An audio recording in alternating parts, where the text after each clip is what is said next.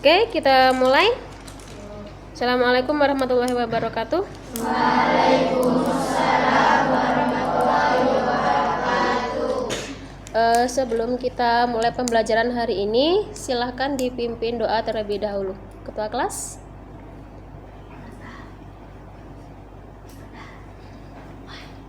Iya. Berdoa dimulai. Bismillahirrahmanirrahim. Raditu billahi rabban Wa bil islami dinan wa bi Muhammadin nabiyyan wa rasulah. Saya absen dulu. Yang tidak masuk hari ini siapa? Bentar. Syifa kok. Kenapa?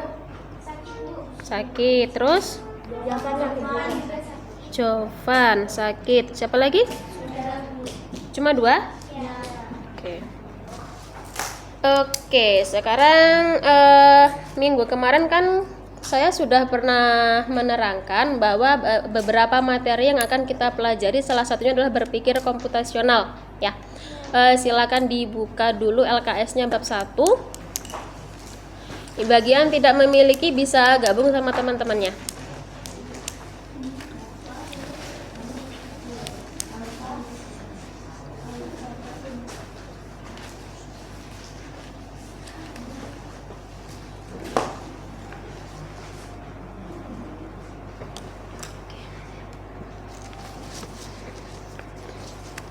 Oke, sebelum itu saya akan menjelaskan tentang tujuan dari kita belajar tentang berpikir komputasional,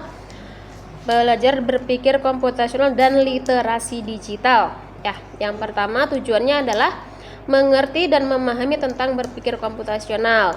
Kemudian menerapkan berpikir komputasional dalam kehidupan sehari-hari. Yang ketiga, mampu berpikir kritis dan logis. Yang keempat, bermedia sosial dengan bijak dan etika yang baik. Jadi materi kali ini kita akan belajar bagaimana sih cara menyelesaikan masalah secara sistematis, secara teratur, dan dapat mengambil keputusan yang tepat.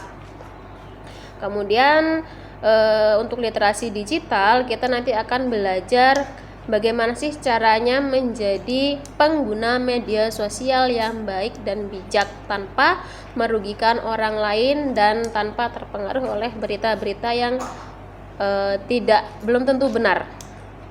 Ya. Nah, yang pertama, berpikir komputasional itu apa sih? Ada yang bisa menjelaskan dari buku?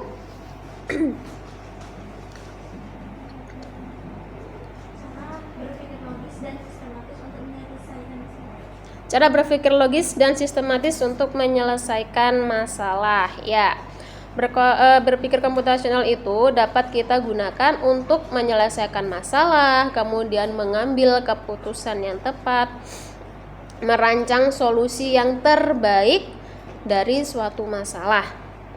Nah, komponen dari berpikir komputasional itu apa aja? Ada yang tahu? Ada berapa? Ada 4, apa saja? Dekomposisi, pattern apa? Pattern recognition,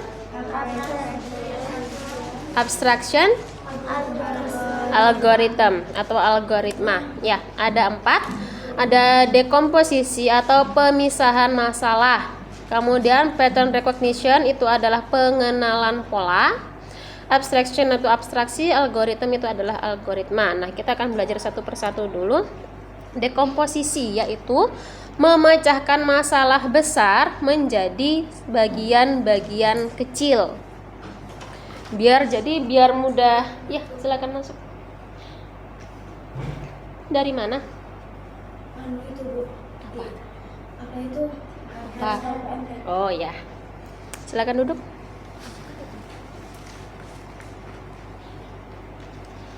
Oke, saya ulangi. Dekomposisi adalah memecah satu masalah besar menjadi bagian-bagian yang kecil agar mudah kita cari solusinya. Kemudian tahap yang kedua adalah pengenalan pola. Jadi mencari kesamaan dari satu masalah tersebut.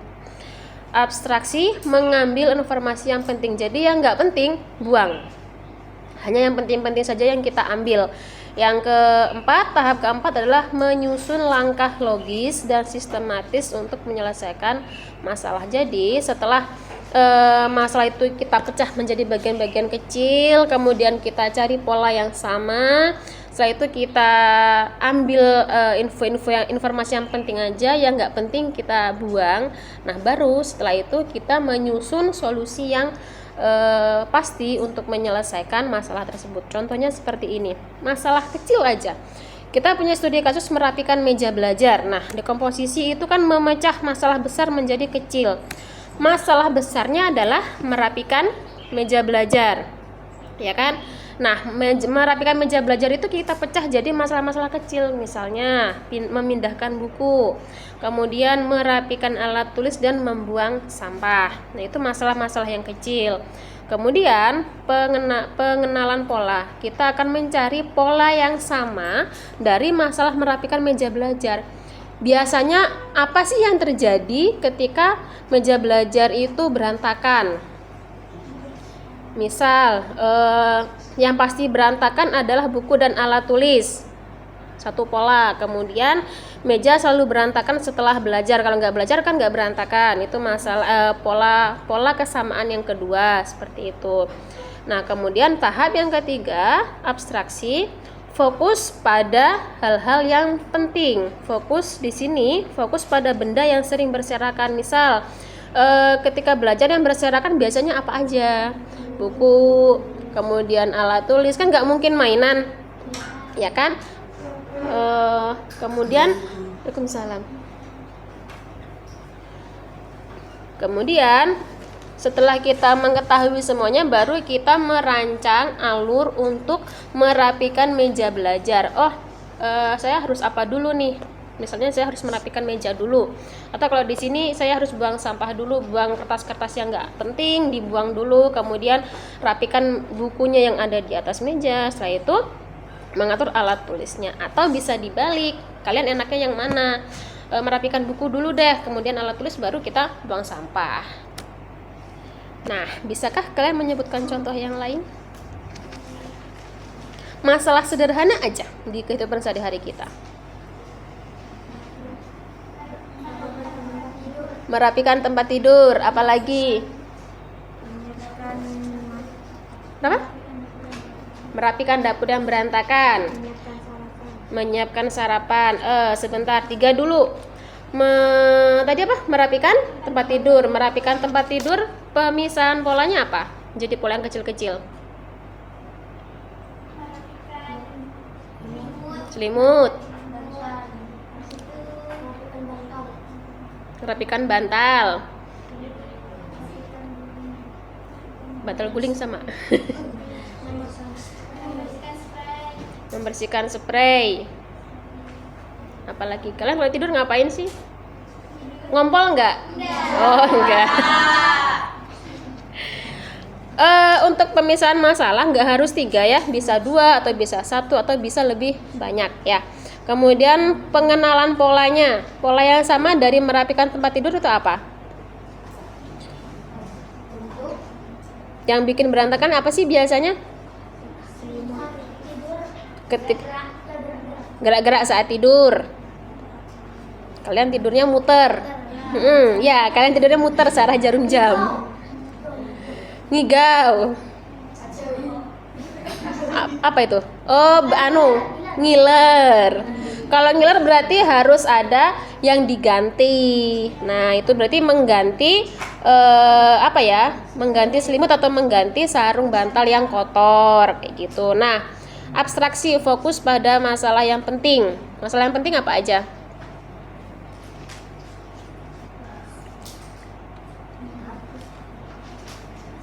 Masalah yang penting apa aja? Misal fokus pada masalah yang penting, karena kita pekerjaannya adalah merapikan tempat tidur, berarti ya fokus kita hanya ke bantal dan selimut. Kan misalnya ada capek aku mau main HP dulu, nah itu nggak penting kan, buang kayak gitu.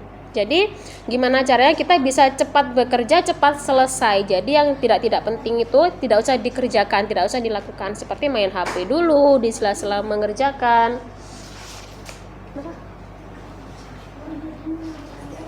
Ya. Nah, kemudian setelah selesai kita membuang semua hal yang tidak penting, barulah kita mengatur urutan pekerjaan yang akan kita lakukan. Misal apa dulu nih yang mau dirapikan? Kasur, spraynya, terus bantalnya ditata, disusun, kemudian selimutnya dirapikan, ditata. Oke. Sekarang tugas kalian adalah silakan berkelompok maksimal 3 orang. Kemudian temukan 2 studi kasus. Temukan 2 studi kasus, kemudian analisislah menggunakan cara berpikir komputasional. Jadi tentukan dekomposisinya, kemudian pengenalan pola kesamaan itu apa aja, kemudian apa lagi? Informasi yang penting itu apa aja, yang nggak penting silakan dibuang.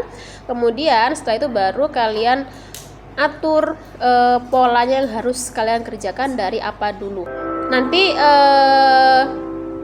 kalau sudah selesai, saya minta 1 studi kasus dari 2 itu dipresentasikan di depan. Berkelompok, nggak sendirian, oke? 2 studi kasus ya. Mau ngambil ini boleh, mau mencari yang lain boleh. Misalnya studi kasusnya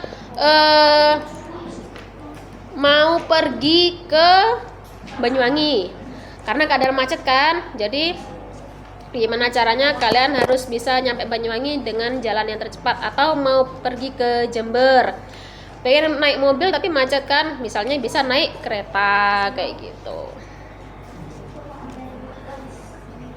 boleh. Sudah, silakan berkelompok mencar, nggak harus di sini, nggak apa-apa kok, mau di depan boleh, mau di sini boleh, nggak masalah. Karena sudah berkelompok, jadi kalian bebas mau di mana aja.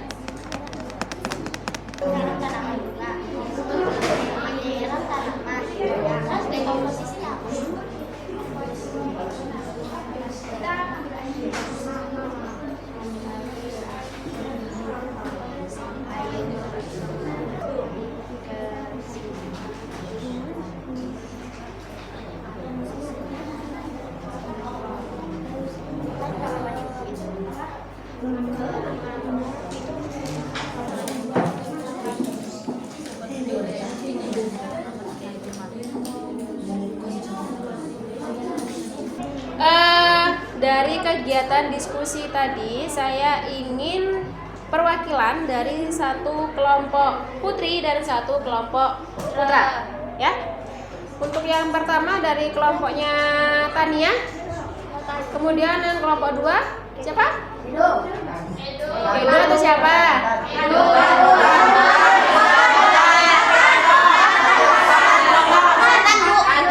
Fatan. Kelompok 2 Fatan. Jadi kelompoknya Tania dan kelompoknya Fatan, ya. Siapa dulu yang mau maju? Fatan dulu. Ya, silakan. 1 kelompok maju semua. Bukan perwakilan, 1 kelompok maju semuanya. Sudah? Ayo, kesepakatan kita gimana? Saling menghargai. Oke, yuk, salam dulu. Assalamualaikum warahmatullahi wabarakatuh.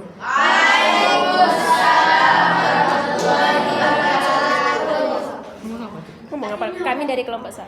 Kami dari kelompok 1 akan mempresentasikan tentang studi kasus piket kelas. Gak apa-apa. Lo iya dibaca aja. Studi kasus kami apa? Studi kasus kami akan menceritakan tentang satu. Maksudnya studi kasusnya tentang apa? Studi kasus tentang piket kelas. Oke, dekomposisinya apa?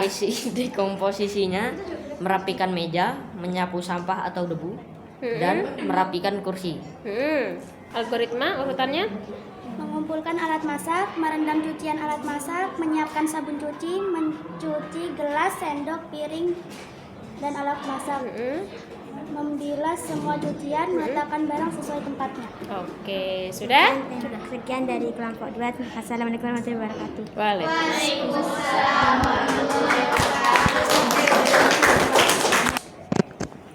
Dekomposisinya: kembalikan buku setelah dipinjam, bersihkan rak buku jika kotor, kembalikan buku seperti semula, menaruh buku di rak buku. Oke, terus?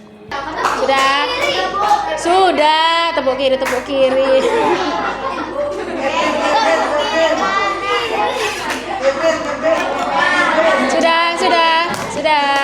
Sudah, halo. Yang belakang masih sadar? Oke, jadi sudah paham tentang berpikir komputasional, dekomposisi itu harus apa ya?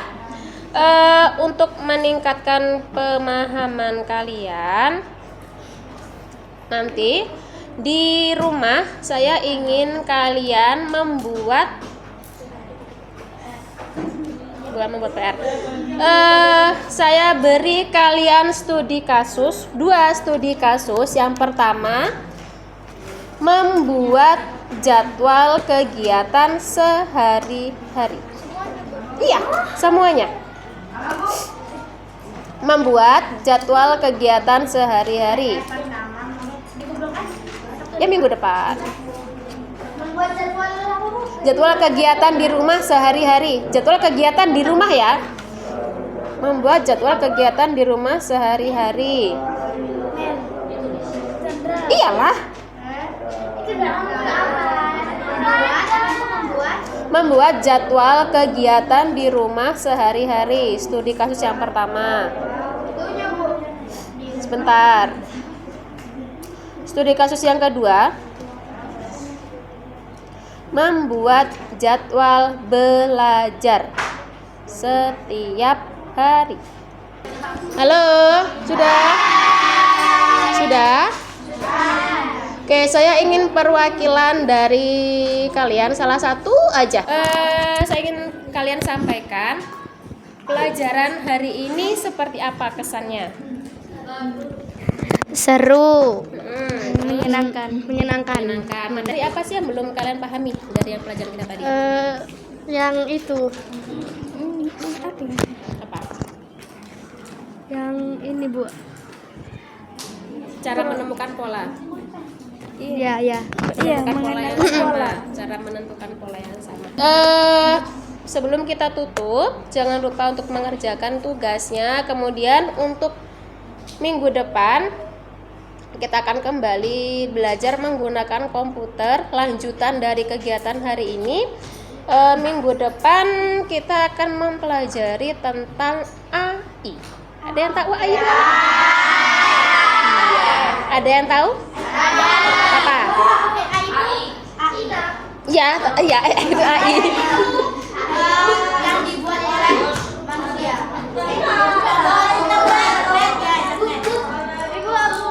Apa? Tempat untuk belajar internet. Oke, ada yang lagi yang dibuat oleh robot. Dibuat oleh aplikasi. Oke, untuk lebih jelasnya kita akan belajar minggu depan. Kemudian bagaimana cara menggunakan AI itu. Kemudian nanti ada beberapa aplikasi yang akan kita coba. Kalau di WA pasti ada yang kenal Meta. Ya, itu AI. Kemudian kalau di Google ada Gemini. Ya. Kemudian ada lagi yang ChatGPT. Itu nanti kita akan menggunakan ChatGPT sama Gemini. Tidak boleh. Kan nanti kan disambungin sama internet komputernya. Sudah? Ada pertanyaan? Oke, kalau sudah saya akhiri pertemuan hari ini. Kurang lebihnya mohon maaf. Saya tutup. Wassalamualaikum warahmatullahi wabarakatuh.